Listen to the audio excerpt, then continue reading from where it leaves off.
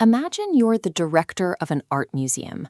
Funding is tight, and you need to increase revenue. The most obvious solution is to raise the price of admission. It makes logical sense. Charge more per ticket, make more money. But real-world data proves that intuition wrong. Take the New York City public transit system in the 1990s. This text details a New York Times report from 1996. The city raised the subway fare from $1.25 to $1.50. Management expected a massive financial windfall. Instead, within the first month, ridership dropped by 4.3. Relying on gut instinct to set prices is dangerous. You have to measure exactly how sensitive your customers are to cost, or you risk driving them all away just to make a few extra cents per transaction. Price elasticity of demand is a measurement of human behavior. It tracks exactly how much the quantity demanded changes when the price shifts. Think of it on a spectrum. On one end, demand is highly inelastic, like a rigid steel bar. Customers buy the exact same amount no matter what it costs. On the other end, demand is elastic, like a rubber band. Even a tiny price hike causes buyers to stretch their dollars elsewhere. To see this in action, we just need to look at the passenger manifest of a single airplane flying from Chicago to Miami. This table separates demand by traveler purpose. Business demand is inelastic. They must attend meetings.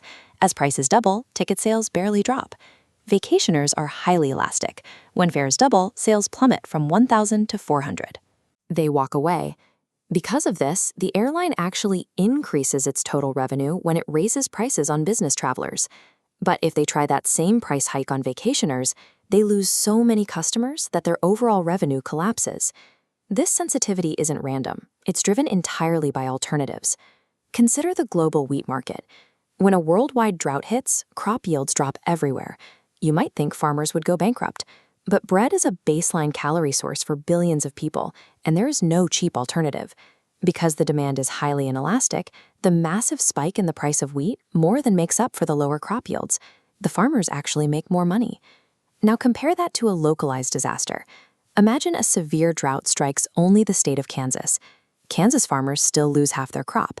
But this time, consumers have perfect substitutes. They can buy wheat from Idaho, or they can buy from Canada, or even import from Ukraine. The demand for Kansas wheat becomes hyper-elastic. Buyers refuse to pay a premium, and the local farmer's revenue crashes. The single most powerful factor determining elasticity is a customer's ability to walk away. A monopoly on a necessity means you can charge what you want. The moment a substitute appears, the power shifts entirely to the buyer. There is one final variable that controls this balance, and it applies to everything you buy: time. Demand is almost always more elastic in the long run than the short run.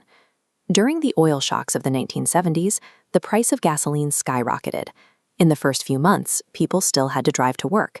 They paid the higher prices because they were trapped.